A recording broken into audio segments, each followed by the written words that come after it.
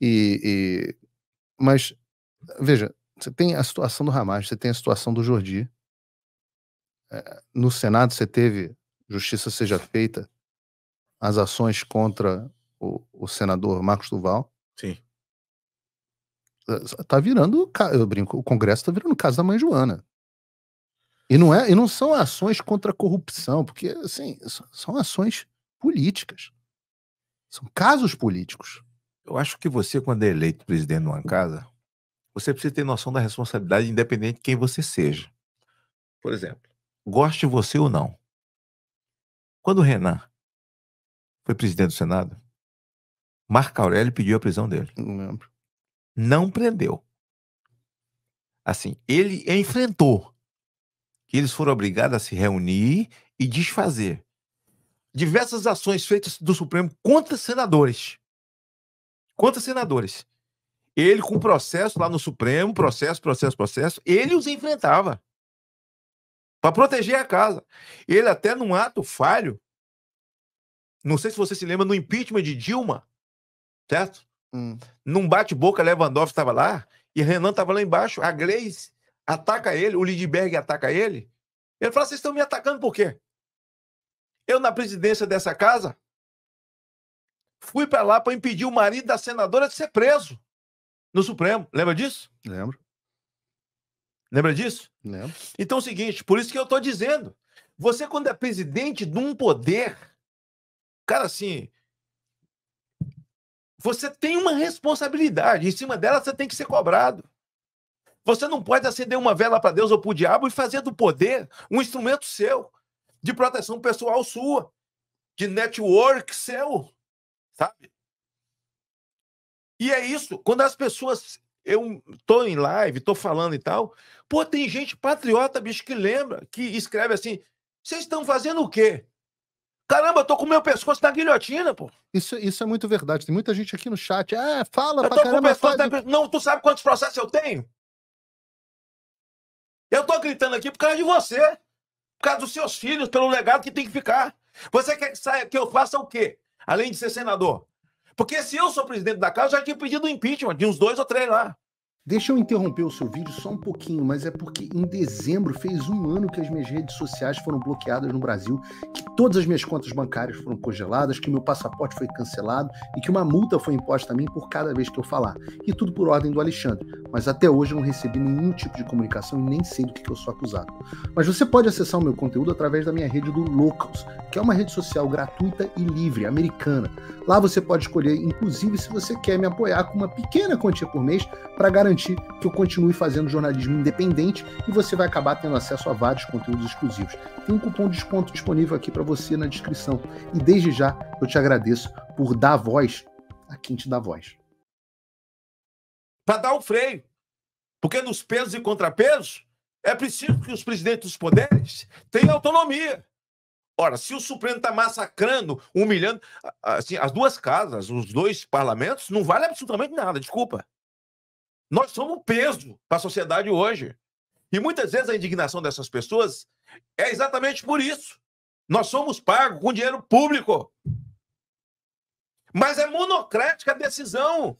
Assinar um impeachment de Barroso, de Alexandre de Moraes, eu assino, eu peço. Mas é ele que tem que decidir. É monocrático.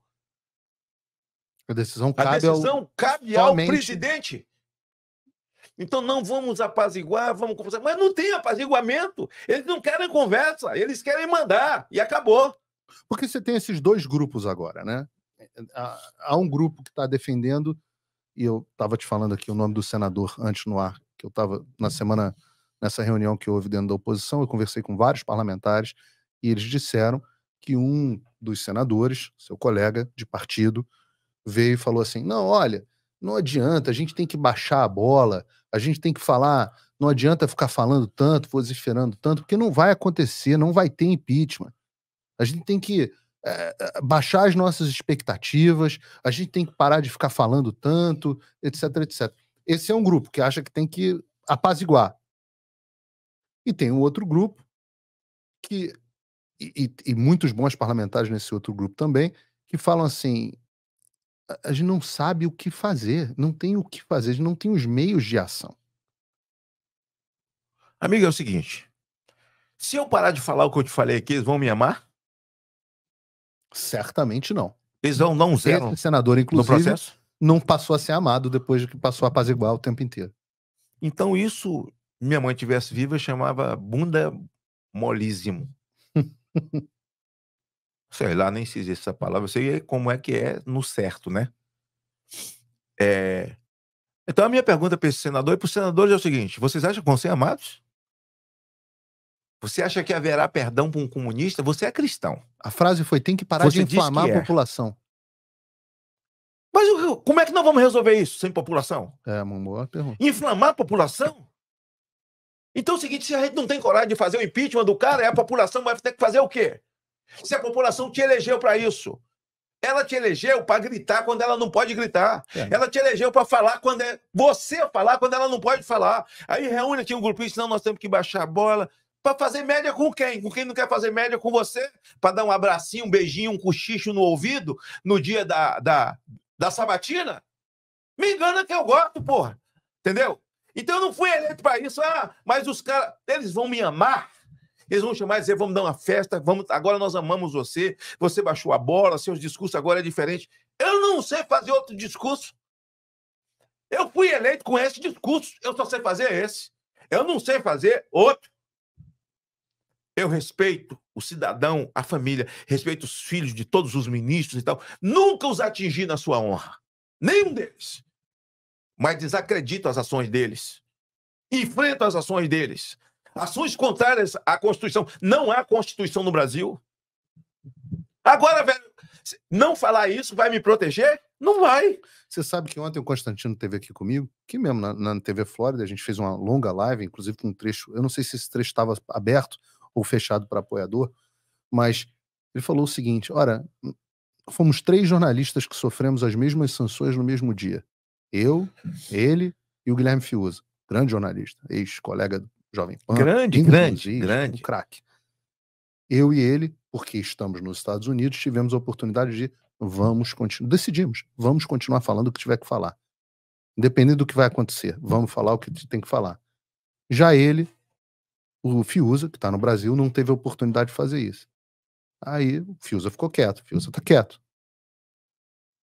Veio esse ano, decisão judicial de novo, bloqueando as novas redes, minha, do Constantino e do próprio Fiuza. Adiantou. O tratamento dispensado, aqueles que recuam ou não recuam, é o mesmo. É o mesmo. O senador que acha que vai falar, não, vamos apaziguar, não vamos inflamar a população. Essa estratégia de acomodação, e esse senador, justiça seja feita, ele está sendo coerente com a posição dele, porque ele era um dos que aconselhavam o presidente Bolsonaro a seguir a tática do apaziguamento, fez isso durante todo o mandato do Bolsonaro, dizendo, não, vamos apaziguar com o Supremo Tribunal Federal, etc., que a gente vai conseguir resolver. Resolveu? Tá. Presidente Bolsonaro inelegível e sem crime. Às vésperas, com grande risco, digamos assim, de ser preso. Funcionou o apaziguamento? Essa que é a pergunta. Mas eles não querem. Então, veja bem, quem está mandando no Brasil hoje? O pessoal preso em 64. O que eles queriam em 64? Eles não queriam democracia. Essa palavra era uma aberração para eles. Segundo o próprio Gabeira, dê um Google aí, Gabeira fala sobre 64 e a ditadura militar. Sim. Ele diz o seguinte, não, a gente queria ditadura também. A ditadura do proletariado. O presidente do PV, o Jorge lá, o maior abortista do Brasil, então ele fala sobre isso também, era guerrilheiro. Ele falou assim, assim, os militares fizeram muito mal a nós, mas nós fizemos pior com eles. Ele fala. Certo? E nós não queríamos nada com democracia, não. Quando eles falam de democracia, que a gente lutava por isso, é mentira. Estão mentindo. A gente lutava porque a gente queria a ditadura do proletariado. Veja, o pessoal de 64. Agora eles estão no poder no Brasil e já implantaram a ditadura do proletariado. É só ver a reforma tributária, que é um compêndio ideológico. É só ver a explosão do teto de gastos. É só ver 1 bilhão que o Lula gastou em viagem. Ao longo de 10 meses, 1 bilhão. É só ver os empréstimos que já foram. Cortou Bolsa Família. Tirou dos mais pobres. Cadê a picanha? 1 quilo de arroz no Brasil está custando quase R$8. E aí, 1 quilo de 5 quilos está custando R$45. O arroz de terceira está custando R$34. Empresas indo embora. Desemprego. Ditadura do proletariado. E a reforma tributária é o seguinte: tudo que for arrecadado no município, presta atenção, até o seu IPTU vai vir para um caldeirão chamado Conselho Econômico. Esse bolo de dinheiro que vai juntar dentro desse conselho, o Chaves, foi a primeira coisa que ele fez na Bolívia, vai ser distribuído pelo governo federal conforme a necessidade de cada um. Não, conforme os amigos do rei. Quem tiver mais pronto a se submeter e até negar a sua fé... Deixa eu falar uma coisa que Jesus disse. Aquele que tentar ganhar a sua vida, perdê-la. Mas aquele que perder a sua vida por amor de mim, achá-la. A razão pela qual eu estou na vida pública cumprindo missão é por causa do nascituro. A partir do nascituro, tem essa televisão aqui. A partir do nascituro, tem a igreja. A partir do nascituro, tem escola. A partir do nascituro, tem... Nada. Se não nasceu, se foi abortado, é um médico que poderia ter sido, a professora que poderia ter sido, o jornalista que poderia ter sido, o atleta que poderia ter sido, a dona de casa que poderia ter sido, mas foi abortado. Então tudo é a partir do nascituro. Eles odeiam isso. Eles querem aborto. Está lá no Conselho Nacional de Saúde. A política de aborto. Legalização de droga. Então nós temos que enfrentar isso tudo. Agora não vamos ficar fazendo média com quem? Eu fiz alguns discursos muito duros no plenário, tive conversas com o presidente Pacheco, foi quando ele tomou atitude lá das decisões monocráticas, muito importante, e passou a ser atacado pelo PT. Pacheco, é muito melhor você ser atacado por essa gente e ser amado por todo o Brasil. A política de droga, que o relator é o senador Efraim, que vamos ter que votar agora, o plebiscito sobre aborto, que muitas ONGs abortistas, os Provida, elas não querem, mas eu acho muito importante, porque nós somos um país majoritariamente cristão e 90% do país é contra o aborto. Eu sou o relator dessa matéria e nós temos que continuar, porque só o Senado pode colocar o Supremo no seu devido lugar. Veja, a prerrogativa de um vereador é legislar, são duas: legislar e fiscalizar. Também do deputado estadual tem mais prerrogativas. O deputado federal tem muito mais, mas a de fiscalizar está em todas. Senador tem suas prerrogativas e fiscalização. Então, o ministro Alexandre de Moraes impediu o deputado federal de visitar os presídios. Pessoas com comorbidade, velhos, mulheres. Tinha infiltrado? Preso? Tinha infiltrado? Tinha. Teve gente que fez malocagem, quebrou um vidro lá, outro, tudo bem, bota o cara para pagar cesta básica, põe o cara para pintar o cemitério da cidade dele e tal, mas o cara não é terrorista, não é César de Batiste, não tem nada dessa conversa. Mas todo mundo. Mas eu oficiei ao ministro Alexandre de Moraes, eu oficiei do meu punho, pedindo alguma coisa que é o meu direito. É prerrogativa fiscalizar, entrar no presídio. Eu pedi do meu punho. E os meus pedidos foram atendidos. Foram atendidos. Foram. Por isso eu estava lá na Colmeia, eu estava na Papuda, né, acompanhando isso. Mas nós estamos vivendo um momento ímpar na vida da nação. Então, veja, eles que queriam a ditadura do proletariado, eles agora têm a ditadura do proletariado. O Brasil já está vivendo a ditadura do proletariado. Gente, pelo amor de Deus, é uma conta fácil de fazer. São os presos de 64.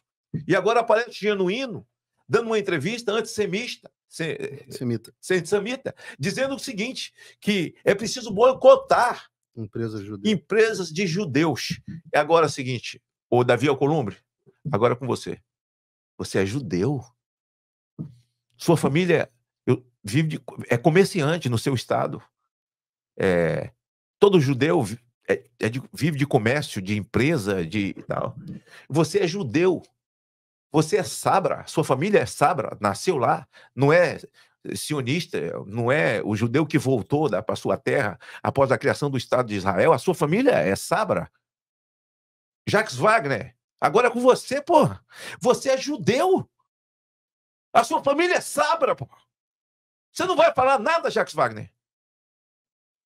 Davi Alcolumbre, você foi presidente por um milagre de Deus, você saiu do nada, você era o último da fila. Cara, eu tô falando isso com todo respeito. É hora de você reagir em nome do seu povo, em nome da sua família, no seu estado. O Genuíno, do PT, pediu para boicotar as empresas de judeus. A reação precisa ser de todos. Aí nós, evangélicos, vamos ficar esperando só Malafaia reagir? Porque o único que reage, que não tem mandato, que dá a cara para bater, assim, eu não vou comparar com o Nicolas, tem mandato, eu tenho, o André Fernandes tem, né, o Girão é um espírito, nós temos a chamada imunidade parlamentar, ela não vale nada mesmo, artigo 53, mas tá lá. Mas tá lá. Eu né? acho que o Malafaia tem mais imunidade que você. Entendeu? É assim, imunidade, Deus guarda mais do que nós, né? Ele deve orar mais do que nós, né? Mas a Bíblia diz que os olhos do Senhor estão sobre nós, né? E eu espero que o nosso país, né?